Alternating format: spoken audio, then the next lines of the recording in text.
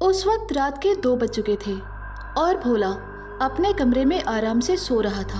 अभी थोड़ी ही देर हो चुकी थी, लेकिन तभी अचानक उस घर के बाहर से बहुत ही ज़्यादा डरावनी आवाज़ें आने लगी और उन आवाज़ों की वजह से भोला की नींद खुल गई। वो ठंड का मौसम था, इसलिए वहाँ का माहौल पूरी तरह से ठंडा हो चुका था। यार, ये ऐसी अजीब सी आवाज़ें मैंने तो पहले कभी नहीं सुनी। आखिर ये कैसी आवाज़ें हैं? ऐसा सोचकर भोला पानी पीने के लिए किचन की तरफ जाने लगा। अभी वो किचन के अंदर जाने ही वाला था कि तभी अचानक भोला को किसी के जोर जोर से दरवाजा पीटने की आवाज़ आने लगी।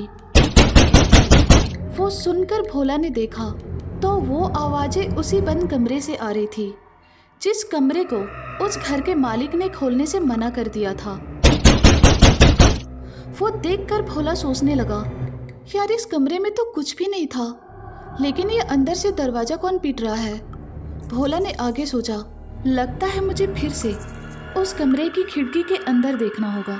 ऐसा सोचकर भोला ने अपना मोबाइल ले लिया और फिर उसने उस मोबाइल की फ्लैशलाइट ऑन की और फिर वो उस घर के पीछे चला गया। उसके बाद भोला ने जब उस खिड़की से उस कमरे के अंदर देखा तो वो पूरी तरह से चौंक गया। उसे खुद की आंखों पर यकीन ही नहीं हो रहा था, क्योंकि जब भोला ने अपने मोबाइल की फ्लैशलाइट की मदद से उस कमरे में जो देखा तो अंदर बहुत ही ज़्यादा धुआं छाया हुआ था और वो धुआं इतना था कि आखिर उस कमरे के अंदर क्या है ये भोला बिल्कुल भी नहीं देख पा रहा था। उसके बाद भोला वापस से उस घर के अंदर चला गया। अंदर जाने के बाद भोला ने सुना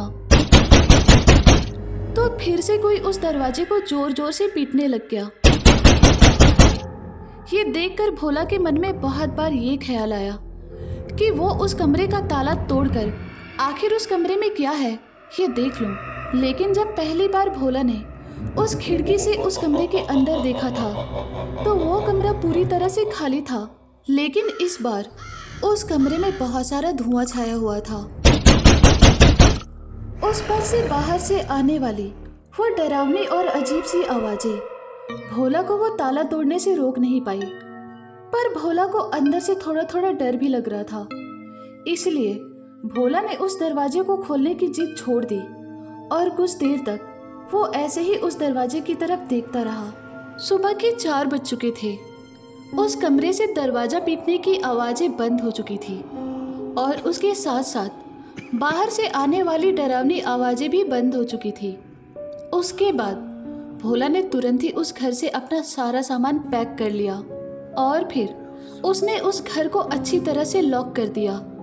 उसके बाद भोला ने उस घर की चाबी उसके मकान मालिक को दे दी और वो अपनी गाड़ी में बैठकर वापस अपने शहर की तरफ निकल गया।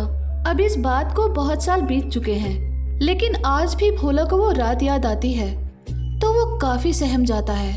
और कोकन के सीतापुर गांव के उस घर के बंद कमरे में आखिर क्या है, ये बात अब तक किसी को भी नहीं पता।